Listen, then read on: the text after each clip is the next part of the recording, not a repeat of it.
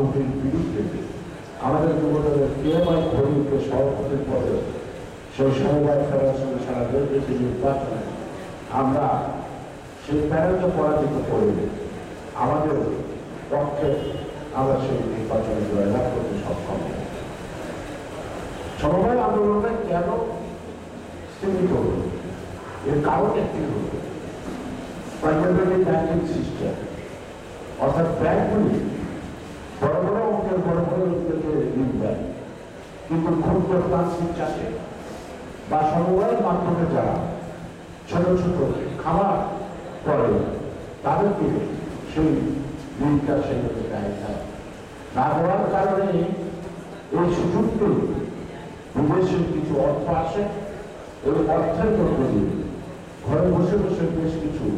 বুদ্ধিমান লোক বুদ্ধি খাটিয়ে বিভিন্ন ধরনের এনজিও গঠন করে। আজকে এনজিও পরিমাণ কত আমার জানা নাই, তবে যারা সমবায়ের সাথে জড়িত তারা ইচ্ছা করে জানতে পারবেন বাংলাদেশে কি পরিমাণ এনজিও আছে। এই এনজিওগুলি বিদেশি সাহায্য পুস্তক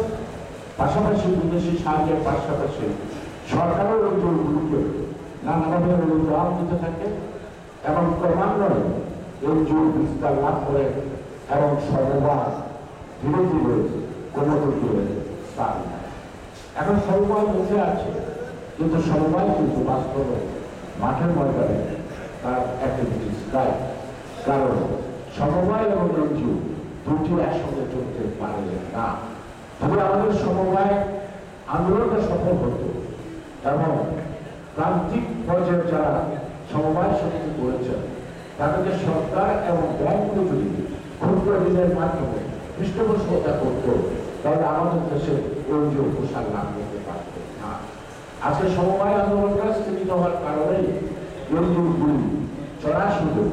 তারা আপনার ক্ষুদ্র প্রান্তিক চাষি বলেন আর পাখি বলেন বা মেয়েদের ঘরে কুটির শিল্পের মধ্যে তাদের দুর্নীতি দেখা যায় 40% পর্যন্ত তারা ইন্টারেস্ট নিয়ে নেয় এবং এইভাবে তাদের মূলধন একের পর এক ফলে থেকে বড় হয় এবং এই এনজিওগুলি